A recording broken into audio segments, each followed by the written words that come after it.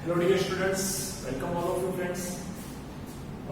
Chapter number first के अंदर हमने अब तक एक्सरसाइज नंबर 1.1 देखी। ओके, उसके अंदर हमने ये डिस्कशन किया था कि what is relation and what is types of relation. Okay, तो मैंने वहां पे आपको 3 रिलेशन बताए थे। मेनली 3 रिलेशन के ऊपर हमने एक्सरसाइज नंबर 1.1 के अंदर काम किया था। कौन से थे? सिमेट्रिक रिलेशन था, ट्रांसिटिव रिलेशन था और रिफ्लेक्सिव रिलेशन। ओके, इसके बारे में आपको सारी की सारी डिटेल प्रीवियस लेक्चर के अंदर मिल जाएगी। तो सर आज का हमारा टॉपिक क्या है? आज का हमारा टॉपिक है टाइप्स ऑफ द फंक्शन। तो टाइप्स ऑफ फंक्शन, जैसे कि आप फंक्शन पढ़ोगे आपको एक 11th साइंस का चैप्टर नंबर 2 याद है। ओके, चैप्टर नंबर 2 का नाम भी रिलेशन एंड फंक्शन था। वहां पे 11th के अंदर वहां पे हम ये पढ़ के आए। ओके, लेकिन वहां पे हमने कुछ टाइप्स ऑफ फंक्शन देखे थे। वो क्या थे? ओके, कांस्टेंट फंक्शन था, मॉड्यूलस फंक्शन था, पॉलिनोमियल फंक्शन था। ओके, फिर ग्रेटेस्ट इंटीजर फंक्शन, ऐसे कुछ फंक्शन। लेकिन यहाँ पे 12th साइंस के अंदर जो हम फंक्शन पढ़ने वाले हैं बेटा, वो अकॉर्डिंग टू एलिमेंट्स के मैपिंग, मतलब एक एलिमेंट्स दूसरे एलिमेंट के साथ जो जुड़ा हुआ है उसके अकॉर्डिंग हम फंक्शन के टाइप पढ़ेंगे। तो उससे पहले आपको मैं ये बता दूं व्हाट इज फंक्शन। थोड़ा सा फंक्शन रिकॉल कर लेते हैं, उसके बाद में हम चालू करेंगे। ओके, चलिए सर व्हाट इज फंक्शन। तो आपको ये पता होगा function is a specific relation. मतलब रिलेशन तो है लेकिन एक स्पेसिफिक, वो कौन सा है? देखिए, relation A to B is said to be function if, वो कंडीशन क्या है? रिलेशन फंक्शन बनने के लिए कंडीशन क्या है? मैं यहां पे लिख रहा हूं, relation A to B is said to be function if every element of set A, every element of set A has unique image in set B। तो मैं अगर ऐसी कंडीशन, ऐसा रूल फॉलो होगा तो मैं A to B जो होगा रिलेशन, उसको फंक्शन बोल सकता हूं। सर डेफिनेशन से कुछ पता नहीं चला? विद एग्जांपल हम समझते हैं। चलिए, मैंने क्या बोला? सेट ए। ओके, मैं पहले 2 रोल की सेट कर रहा हूं। ये सेट ए लिया, ये सेट बी लिया।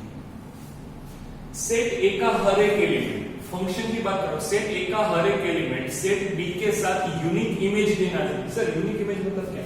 कि अगर मैं यहाँ पे ए बी सी और डी ली, यहाँ पे 1 2 3 4 ये कोई इसके एलिमेंट, ठीक है।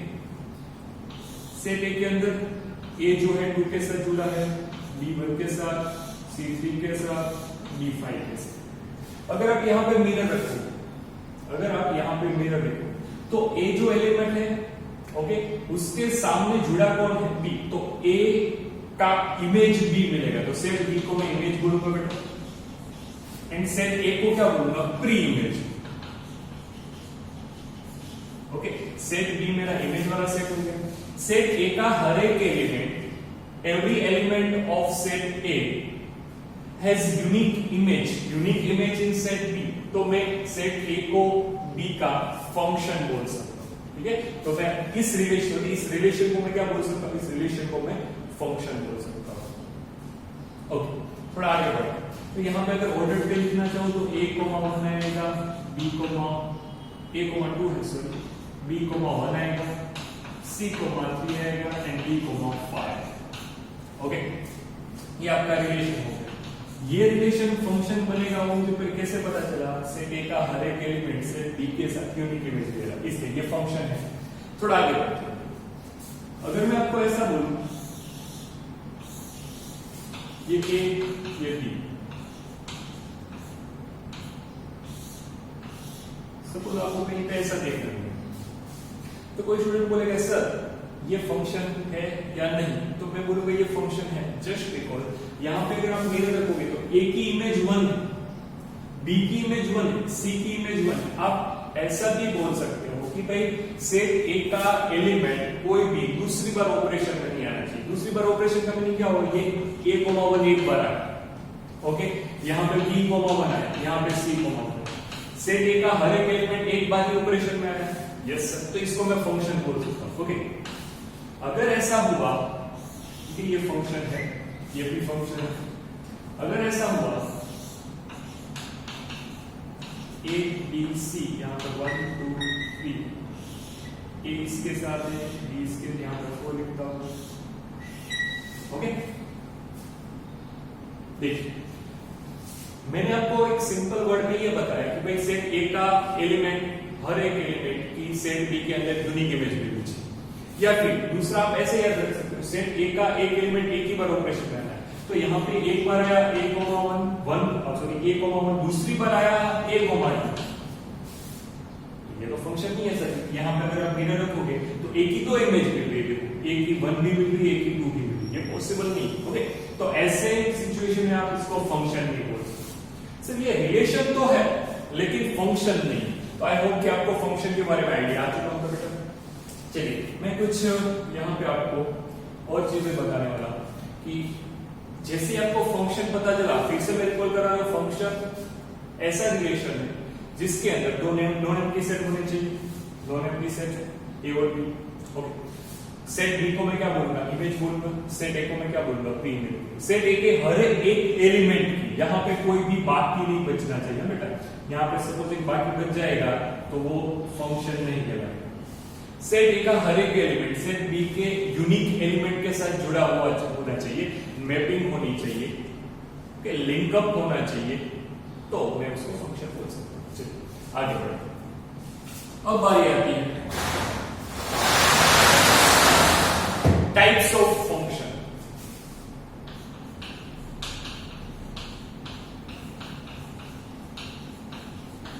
Okay sir, types of function पढ़ने से पहले मैं आपको एक एग्जांपल से बताना चाहता हूं। उसकी डेफिनेशन बताने से पहले मैं आपको एक एग्जांपल से बताऊंगा कि सर एक्चुअल में टाइप्स ऑफ फंक्शन जो है वो कैसे आए, ओके। सपोज में एक फंक्शन है तो f of x is equal to यहाँ पे x प्लस 3 लिया, ठीक है। ये फंक्शन कैसा है, ये function f from n to n, यहां, ओके। आपको मैंने लास्ट लेक्चर मतलब जब ये चैप्टर स्टार्ट किया था बेटा, तब मैंने आपको domain, range and codomain actual में होता क्या है उसके बारे में सब कुछ बताया, ओके।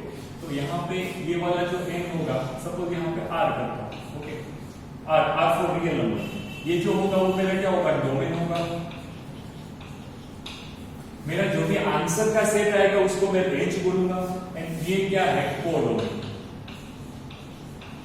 कोई भी फंक्शन के अंदर आप ऐसा देख जाओ तो आपको ये समझना है, मेरे फंक्शन के अंदर मैं x की वैल्यू कहां से लिखूंगा, डोमेन में से, आपको ये पता होना चाहिए, ओके। यहाँ पे जो मैंने ऑर्डर्ड पेयर लिखी है बेटा, ये जो मैंने ऑर्डर्ड पेयर लिखी है, रिलेशन की, function is one kind of relation. जो ऑर्डर्ड पेयर लिखी, यहाँ पे पहला जो एलिमेंट होगा, पहला एलिमेंट वो देखो a का होगा, और फर्स्ट एलिमेंट के सेट को ही मैं डोमेन बोलता हूँ। सेकंड एलिमेंट का सेट अगर मैं बनाऊंगा तो उसको क्या बोलूंगा, रेंज बोलूंगा। तो यहाँ पे अगर मैं डोमेन लिखना चाहूँ तो a b c d, in short set a ही आए, तो इसको मैं बोलूंगा function a to b। a क्या होगा, डोमेन होगा, ओके। अगर मुझे रेंज लिखना है तो रेंज मतलब सेकंड एलिमेंट, यहाँ पे सेकंड एलिमेंट 2 1 3 5, सेकंड एलिमेंट का मैंने सेट लिखा, वो रेंज आ गया, क्या आ गया, रेंज। एंड अगर कोडोमेन लिखना है तो क्या होगा बेटा, कोडोमेन मतलब जो दूसरा सेट B दिया इसके सारे एलिमेंट 1 2 3 4 5, तो ये जो सेट B होगा वो क्या होगा, कोडोमेन, ओके। ये वाला कोडोमेन होगा, B set, A set domain होगा, और आंसर का जो भी सेट मिलेगा वो डिस्कशन किया था, ओके।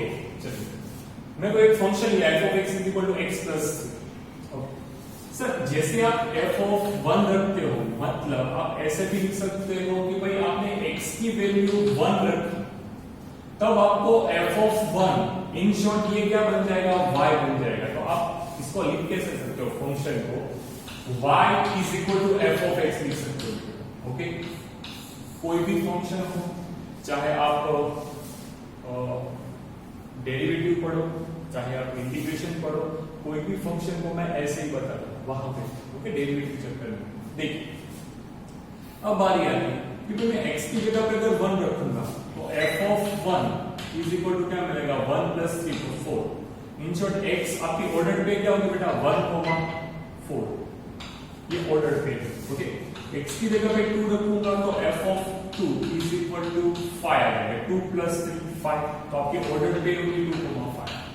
x की जगह पे अगर 3 रखूंगा तो f of 3 is equal to क्या बनेगा, 3 प्लस 3 मतलब 6, तो यहाँ पे 3, 6, ओके, ऐसे।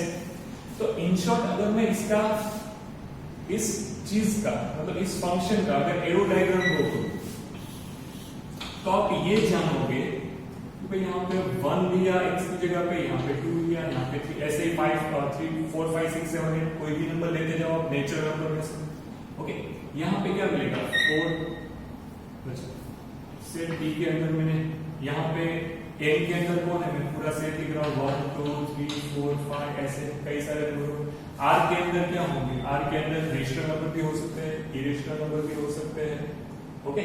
पॉजिटिव नेगेटिव तो -2 -1 0 2 4 6 8, फिर यहाँ पे 5 भी लिखता हूँ, ओके। चलिए यहाँ पे 6 लिखता हूँ। अब नहीं जितनी नीड है उतना मैंने लिखा। अगर मैं इस रिलेशन सिर्फ 3 को देखूं तो अगर मैंने 1 रखा तो सामने मिला 4, अगर 2 रखा तो सामने मिला 5, अगर 3 रखा तो 6 मिला, ओके। अगर 4 रखता तो मुझे क्या मिलता, 7 मिलता बेटा, तो 4, 7। अगर 5 रखता तो सपोज मुझे 8 मिलता, ऐसा। इन शॉर्ट सेट ए का हर एक एलिमेंट सेट बी के एक एलिमेंट के साथ ही जुड़ा, देखो 1 4 के साथ, 2 5 के साथ, मतलब इंडिविजुअल एलिमेंट के साथ जुड़ा हुआ, ओके। तो इसको बोलेंगे 1 1 फंक्शन। क्या बोलेंगे बेटा, 1 1। ये फंक्शन, पहले मुझे ये चेक करना है फंक्शन की डेफिनेशन फुलफिल करता है क्या। फंक्शन की डेफिनेशन के सेट ए का हर एक एलिमेंट सेट बी के यूनिक इमेज देना चाहिए, ओके। सेट ए का कोई बचना नहीं चाहिए, नहीं बच रहा है सर, सेट बी का बचेगा तो चलेगा क्योंकि वो तो कोडोमेन होता है, ओके। देखिए आप नेचुरल नंबर इसके अंदर इंक्लूडेड हो जाए, code natural number real number के अंदर इंक्लूड हो जाता है, ओके। तो सेट ए का कोई भी एलिमेंट बचना नहीं चाहिए, सेट बी का कोई बच जाएगा तो चलेगा क्योंकि मैं फंक्शन बता रहा हूं। अब मैं इसको कैसे बताया, ये जो मैंने आपको एरो डायग्राम बताया वो क्या एक्चुअल में वो है 1 1 फंक्शन। 1 1 फंक्शन मतलब क्या सर, सेट ए का हर एक एलिमेंट सेट बी के साथ एक एक एलिमेंट के साथ जुड़ा 1 1 के साथ जुड़ा होना चाहिए, तो इसको 1 1 फंक्शन बोलते हैं, ओके। चलिए अब सपोज आपको पता चला होगा यहाँ पे मैंने 1 रखा तो 4 मिला, 2 रखा तो 5, 3 रखा तो 6, 4 रखूंगा तो 7, 5 रखूंगा तो 8, ऐसा आपको मिलता रहेगा, ओके। तो एक वैल्यू रखने से आपको सामने एक ही वैल्यू मिलेगी, तो इसको बोलेंगे 1 1 फंक्शन, ओके। इसको क्या बोलेंगे 1 1। इन शॉर्ट में ये एग्जांपल से आपको ये चीज बताया, ओके। चलिए अब थोड़ा आगे बढ़ते हैं। यहीं पे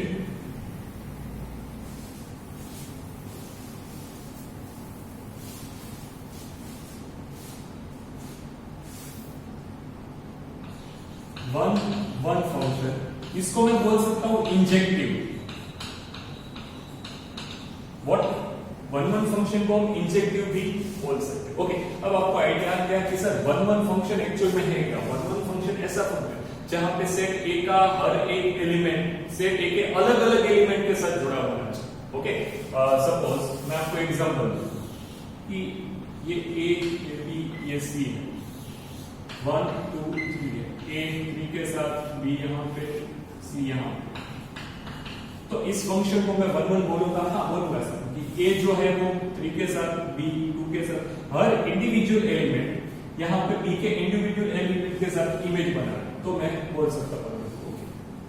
अब बारी है सर 1 1 फंक्शन डेफिनेशन तो आपको पता चल गई, but by using mathematics, okay, कोई मैथमेटिक्स स्टेप्स के मदद से मुझे अगर 1 1 फंक्शन फाइंड करना होगा तो कैसे करूंगा। यहाँ पे हम एक एक वैल्यू तो रख नहीं सकते, ओके। चलिए उसका भी सॉल्यूशन करते हैं।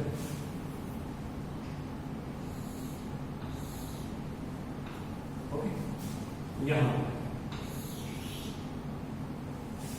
हमने पहले एक फंक्शन लिखा था, आपको याद होगा, f of x is equal to x plus 3 वाला फंक्शन लिखा था। ओके, उसके रिलेटेड फिर से सम पूरा करते हैं, क्योंकि मुझे अगर बायोलॉजी डेफिनेशन बताना होगा तो मैं उसी की मदद से बता सकता हूं। ओके, चलो ये एक ये डी, मैंने जब 1 रखा था तब आंसर 4 आया था, 2 रखा तब आंसर क्या आया था, 5 आया था, 3 रखा तब आंसर 6 आया। ओके, यहाँ पे 2 रखो तो 5 आएगा, भाई सीधी सी बात है। 1 रखोगे तो 4, तो ये ऐसा हो गया, 2 रखा तब 5, 3 रखा तब 6। सर अगर मैं x1 रखता हूं, इन चलो आप ऐसा समझो ना बेटा कि f of x is equal to y। Okay, आपने x की जगह पे x1 रखा तो आपका y क्या बन गया, f of x1 बना कि हाँ, x की जगह पे अगर x1 रखोगे तो आपका y क्या बन जाएगा, f of x।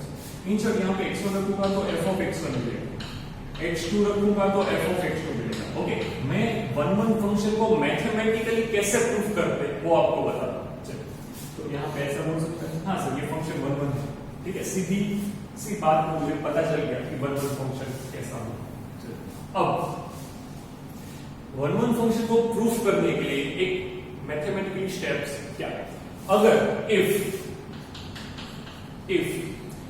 मैं f of x1 is equal to f of x2, अगर मैं f of x1 is equal to f of x2, ठीक है, अब मैं इस f of x1 is equal to f of x2 अगर मैं लेता, that implies x1 is equal to x2 अगर मिलेगा, f of x1 is equal to f of x2 में लूंगा तो मुझे f of x1 का जो x1 होगा is equal to f of x2 का जो x2 होगा वो मुझे मिलेगा। अगर ऐसा मिलेगा तो मैं इसको 1 बोल सकता हूं। सर कैसे प्रूफ करके दिखाएं, चलिए प्रूफ करते हैं। यहां पे मैं f of x1 अगर लिखूंगा तो क्या आएगा, x1 प्लस आएगा, f of x2 लिखूंगा अगर तो क्या आएगा, x2 प्लस।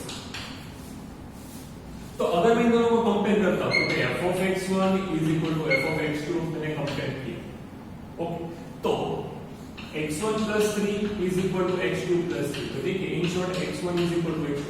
अगर ऐसी ये रखने पे f of x1 is equal to f of x2 रखने पे मुझे x1 is equal to x2 मिलेगा तो मैं इसको बोल सकता हूं कि भाई ये 1 फंक्शन। ओके, तो मैंने आपको यहाँ पे 1 फंक्शन क्या होता है उसके एग्जांपल के साथ मैंने पूरा डिटेल में आपको बताया। ओके, पेज पर नोट इट डाउन। ये कंडीशन बहुत ज्यादा इंपॉर्टेंट है बेटा, कंडीशन कैसे समझेंगे तो कि भाई मैं किसी f of x1, ओके, आपको वहां पे अभी मैं 1 के साथ मेनी वन फंक्शन बताऊंगा तो आपको इसके बारे में डाउट क्लियर हो जाएगा। Please note it down.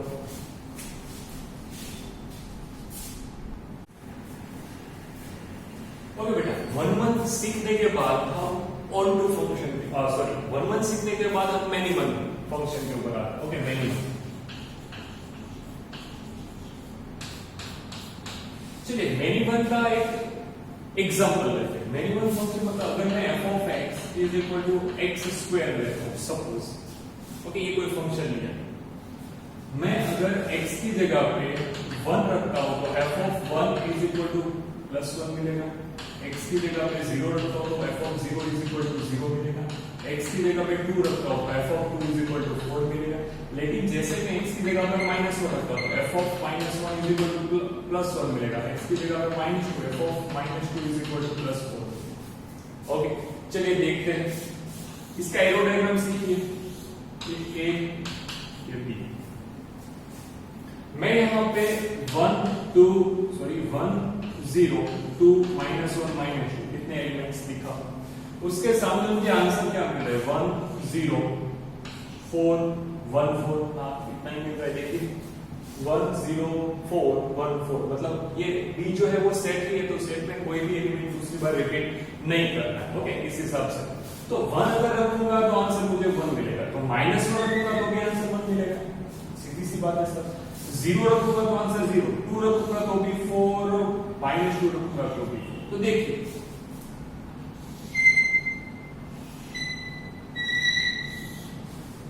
Many one, एक से ज्यादा एलिमेंट के ऊपर आपको एक एलिमेंट, मतलब 2 एलिमेंट यहां पे एक ही साइड से आपको एक इमेज देगा। ओके, तो ये किस टाइप का फंक्शन होगा बेटा? ये होगा मेनी वन फंक्शन। क्या होगा? Many one function. ओके, चलिए, और many one function I hope कि आपको पता चला होगा। सपोज यहाँ पे दूसरा देखिए, ये 2 रखूंगा तो भी 4 इमेज मिल रही है, -2 रखूंगा तो भी 4 इमेज मिल रही है। इन शॉर्ट मेनी वन, तो ये हो गया मेनी वन फंक्शन। ओके, सिर्फ ये समझना था। ओके सर, इसको प्रूफ कैसे करें? मैथमेटिकली अगर प्रूफ करना हो, देखिए आपके पास या तो 1 1 फंक्शन हो सकते हैं या तो मेनी वन फंक्शन। अगर आपको ऐसा बोला है कि भाई ये फंक्शन 1 1 है या नहीं, चेक करिए। अगर 1 1 नहीं होगा तो मेनी वन होगा, इस टाइप से। ओके, तो मैं कंडीशन तो यही अप्लाई करूंगा। कैसे? देखिए, ओके, ये फंक्शन क्या था? ये फंक्शन था f of x is equal to x square। मैं f of x1 रखूंगा तो क्या आएगा? x1 का स्क्वायर आएगा। f of x2 रखूंगा तो क्या आएगा? x2 का स्क्वायर आएगा। ना, मुझे f of x1 is equal to f of x2 रखना है, दोनों कंपेयर करना है। अगर कंपेयर करने के बाद x1 is equal to x2 आएगा तो ये फंक्शन 1 1 होगा। अगर नहीं आएगा तो वो क्या होगा? Many one. याद रखना। ओके, तो f of x1 is equal to f of x2। चलिए रखते हैं, तो x1 का square is equal to x2 का स्क्वायर। इसको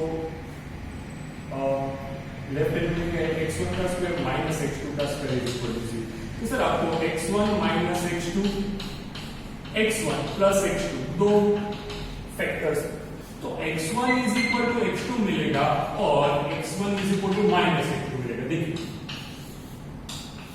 दो पॉसिबिलिटी नहीं हो सकती। ओके, ये अगर आपको ऐसा मिलेगा तो आप डायरेक्टली बोल सकते हो दिस इज मेनी वन। आपको क्वेश्चन के अंदर बोलेंगे check whether it is one one function और मेनी वन फंक्शन, तो बस यही अप्लाई करना है कि फंक्शन के अंदर एक बार x1 रखिए, एक बार x2 रखिए, तो f of x1 is equal to f of x2 compare करके मैं x1 is equal to x2 लाऊं। अगर ये आ गया तो वन वन फंक्शन, अगर नहीं आया तो many one function. Okay, many one function होता कैसे है? मैंने 1 रखा तब 1 मिला, -1 रखा तब भी 1, तो ये मेनी वन फंक्शन ऐसा है। ओके, चलिए प्लीज एक बार नोट इट डाउन करिए बेटा।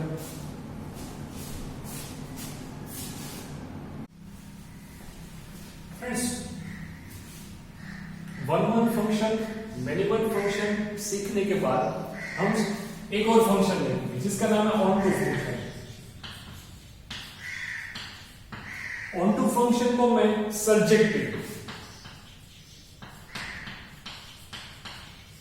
ऑन टू फंक्शन को सर्जेक्टिव फंक्शन भी बोल सकते हैं। तो एक सिंपल सी डेफिनेशन है ऑन टू फंक्शन होने के लिए कि function f from a to b is on to function if, वो कंडीशन क्या है? if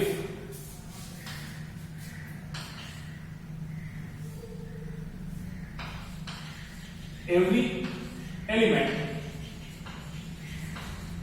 of set B,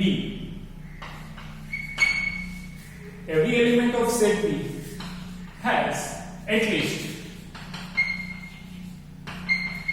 one pre-image. What?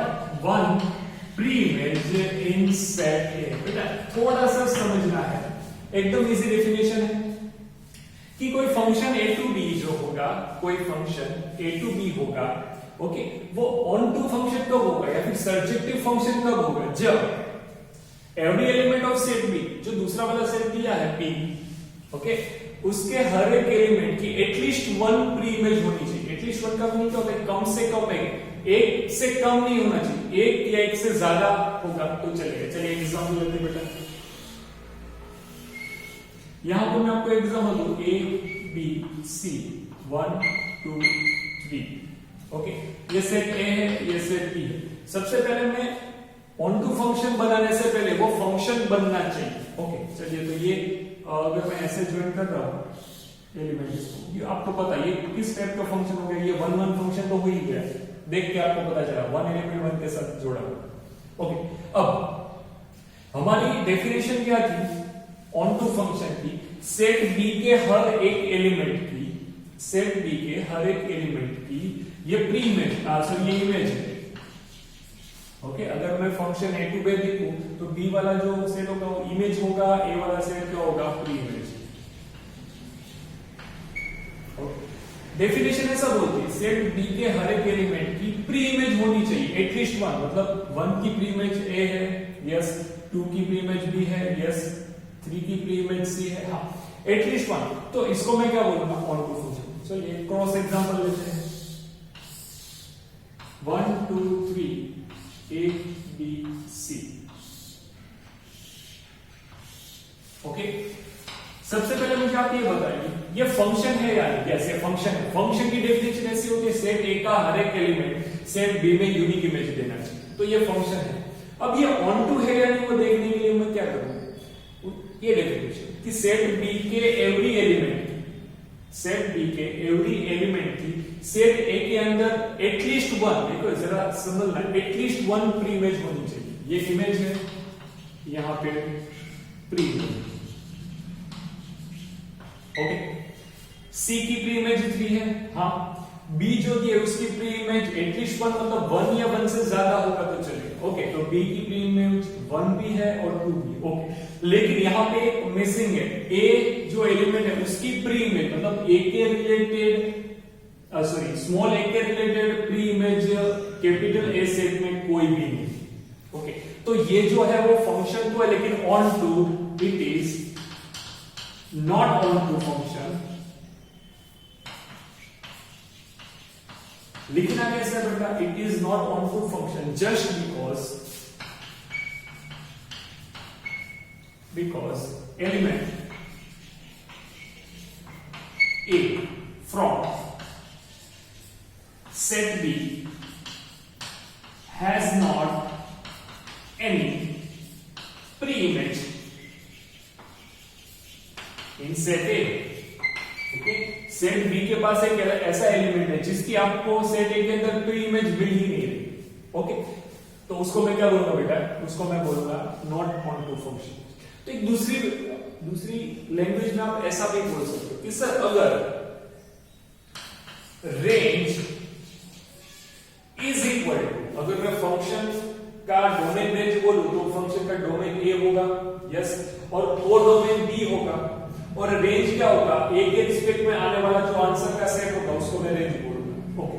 तो रेंज अगर कोडोमेन की इक्वल होगी, क्या ये याद रखने जैसा है, अगर रेंज आपकी कोडोमेन के इक्वल होगी तो मैं ऐसा बोल सकता हूं कि भाई वो ऑन टू फंक्शन होगा। एक बार सोचिए तो, अगर यहां पे इस सेट के अंदर रेंज क्या है, B and C, okay, codomain क्या है, ए बी सी। अगर एक ऐसा भाई काम करो, यहां पे 1 2 3 ए बी, देखिए डोमेन तो ए ही है, यस, ये कोडोमेन तो बी ही होगा। तो ए का प्री इमेज 1 भी है, ए का प्री इमेज 2 भी है, okay. At least one pre image मिल गया, सेट बी के एलिमेंट्स के एटलीस्ट प्री इमेज मिल गई, यस, बी का भी 3 है, ओके। तो इसको मैं ऑन टू फंक्शन बोल सकता हूं, ओके। तो हमने इस लेक्चर के अंदर क्या क्या देखा बेटा, वन फंक्शन देखा, मिनिमम फंक्शन देखा, एंड ऑन टू या फिर सर्जेक्टिव फंक्शन देखा, ओके। और एक फंक्शन आता है 1 ऑन टू। सर 1 1 2 फंक्शन का मीनिंग क्या होता है, वो दोनों कंडीशन कि भाई कोई function f from a to b 1 1 onto कब होगा, जब वो 1 1 भी होगा, मतलब ऐसा 1 1 भी होगा एंड ऑन टू भी होगा। 1 1 मतलब एक एलिमेंट, a का एक एलिमेंट b के एक एलिमेंट के साथ जुड़ा होना चाहिए, ऑन टू मतलब b के हर एक एलिमेंट की एटलीस्ट 1 प्री इमेज होनी चाहिए, ओके। तो वो क्या हो जाएगा, ऑन टू फंक्शन हो जाएगा। चलिए, तो ऑन टू फंक्शन समझने के बाद हम क्या करेंगे बेटा, एक एरो डायग्राम से सभी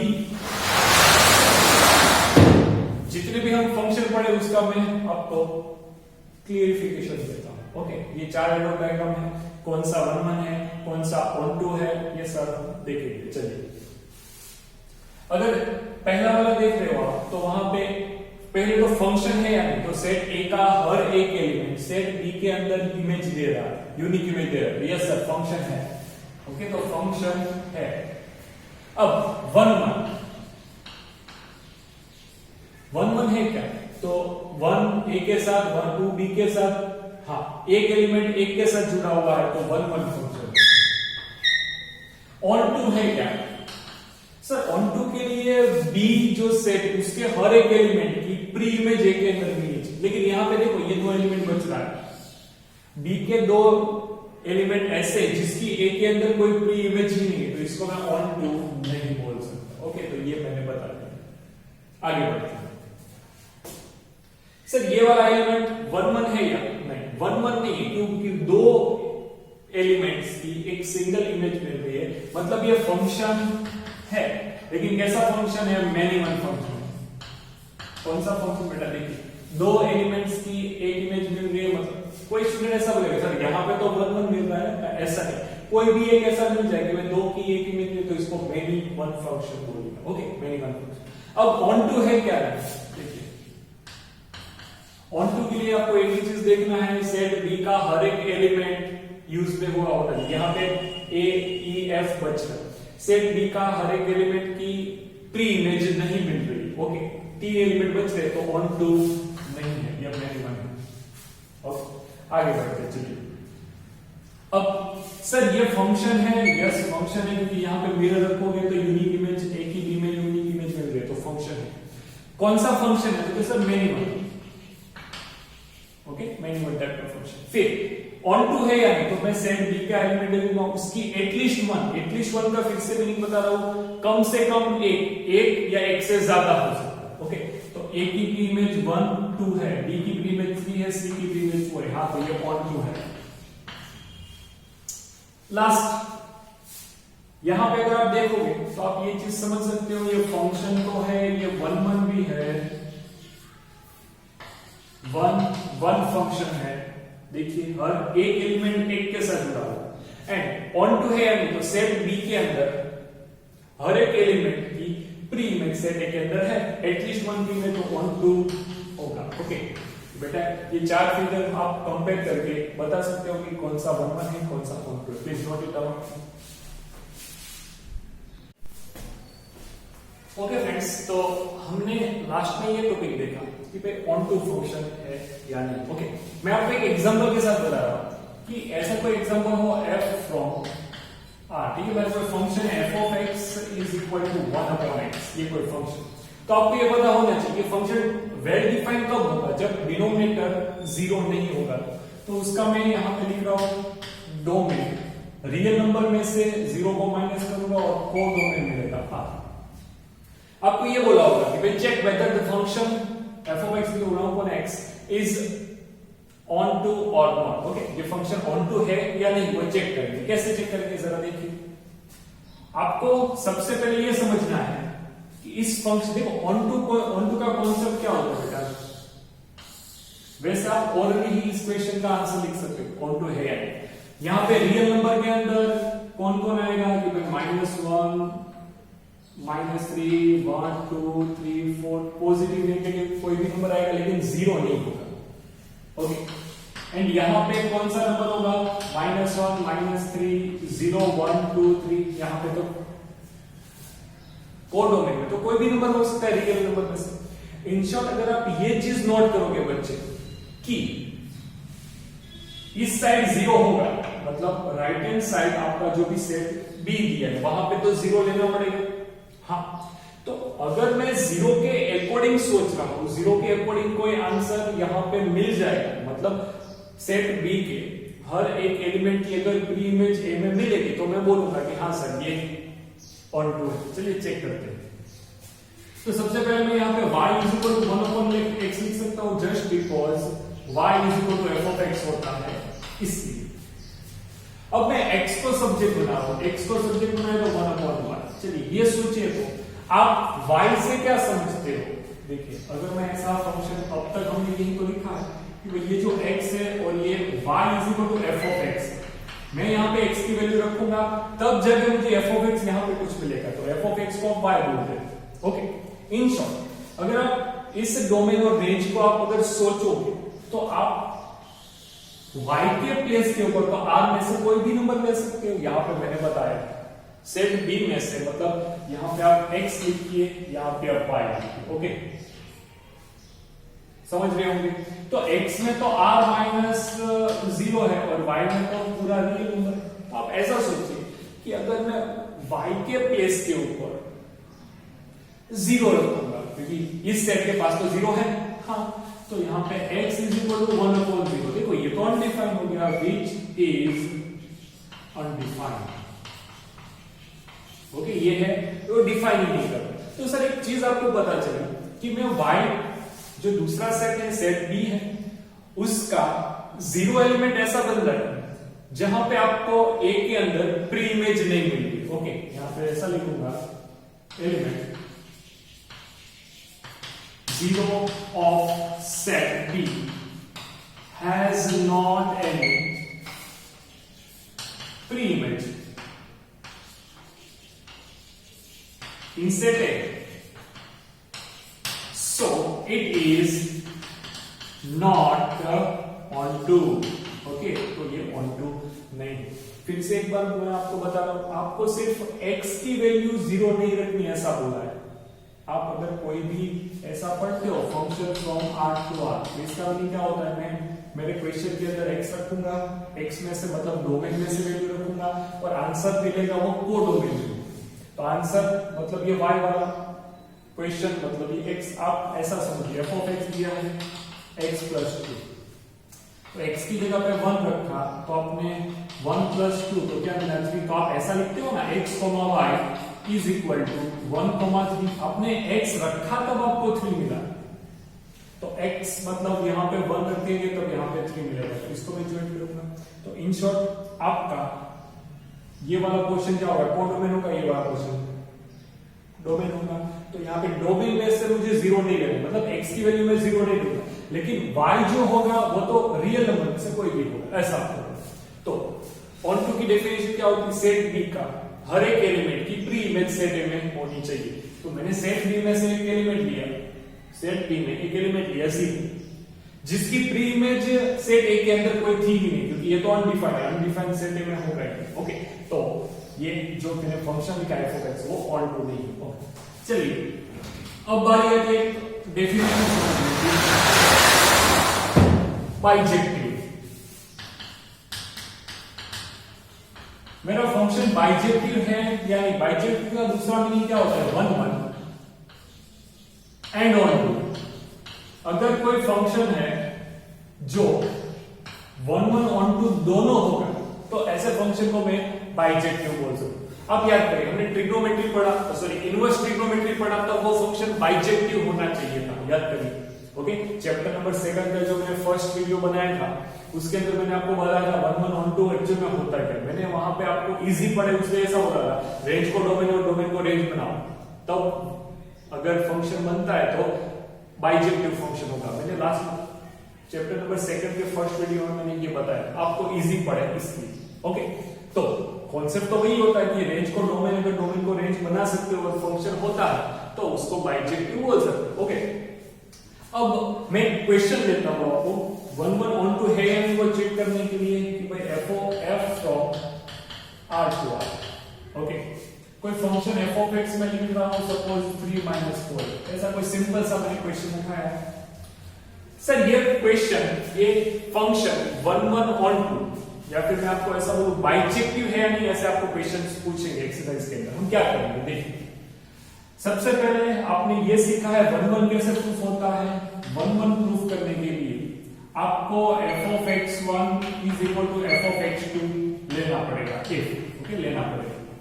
तो f of x1 क्या होगा बेटा, यहाँ पे x है तो 3 4x, अगर x1 होगा तो 3 4x1 इज इक्वल टू, यहाँ पे x2 लेना है तो 3 4x2, 3 4x2, 3 3 कैंसिल तो -4x1 is equal to -4x2।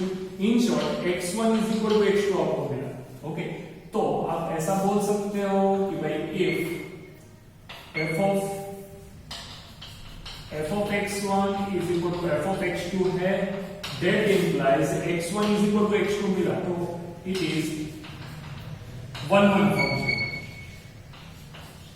Okay, ये क्या है, 1 1 फंक्शन। अब बारी आगे, ऑन टू फंक्शन है, मैंने प्रूफ करना है ऑन टू।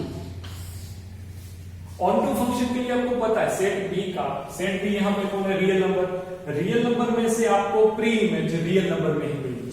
ओके चलिए, तो यहाँ पे लास्ट में भी हमने किया था f of x is equal to क्या है 3 minus 4x, तो f of x is equal to मैं y लिखूंगा, हाँ y is equal to 3 minus 4x। अब क्या करना है, लास्ट सम में भी मैंने क्या किया, x को सब्जेक्ट बनाया, क्यों, क्योंकि आपको x का यूज करना है, ओके नहीं मतलब y का यूज करना है, यहाँ पे आप x का y is equal to 3 minus 4x में आप x का यूज कर रहे हैं, लेकिन आपको y का यूज करना है to prove onto function. तो पहले मैं 4x इस साइड लूंगा, 3 minus y यहाँ पे, तो x is equal to 3 minus y by 4। Okay sir ये लेना। अब ये सोचिए बेटा कि आप क्वेश्चन के अंदर x is equal to 3 minus y by 4, आप ऐसा समझिए मुझे काम किसका है, सेट बी का काम है, क्योंकि सेट बी मुझे ऑन टू प्रूफ करना है। ऑन टू का दूसरा मीनिंग होता है सेट बी का हर एक एलिमेंट का एटलीस्ट वन प्री इमेज यहाँ पे होनी चाहिए। ओके चलिए एटलीस्ट वन प्री इमेज, तो चलिए रियल नंबर में से कोई एक नंबर यहाँ पे y की जगह पे, रियल नंबर में से कोई एक value y is equal to suppose मैंने 5 रखा, तो मुझे x क्या मिलेगा, देखो 3 minus 5 मतलब -2 by 4 क्या होगा, -1 by 2। हाँ सर मिल रहा है। अगर मैं 5 रखूंगा तो -2 मिलेगा, अगर मैं कोई और नंबर रखूंगा तो कोई और नंबर मिलेगा। In short if y belong करेगा R के अंदर, y belongs to R, that implies x belong करेगा R में, या फिर आप ऐसा भी बोल सकते हो कि for every y belongs to R, there is at least one pre-image in set A। Okay set A मतलब क्या होता है कि pre-image in R, ये दोनों रियल नंबर ही, तो मैं y की वैल्यू ऐसी लूंगा जिसकी रियल नंबर में से और उसकी प्री इमेज रियल नंबर में होगी अकॉर्डिंग टू दिस। ओके ये क्वेश्चन है, so it is onto function. Okay sir ये 1 1 भी है, ऑन टू भी है, तो मैं इसको बाइजेक्टिव बोल सकता हूं, तो आपको लास्ट में लिखना है f of x equal 3 minus 4x is a bijective function, क्योंकि वो 1 1 भी है और ऑन टू भी है। ओके बेटा चलिए, तो आज के इस वीडियो लेक्चर में हमने कितनी बातें सीखी, एक तो व्हाट इज फंक्शन सीखा, उसके बाद what is one one function, what is many one function, what is onto function and what is bijective. Okay उसके 2-3 एग्जांपल भी हमने प्रूव किए। ओके तो आज के इस लेक्चर में इतना रखते हैं, अगले लेक्चर के अंदर हम एक्सरसाइज 1.2 स्टार्ट करेंगे। ओके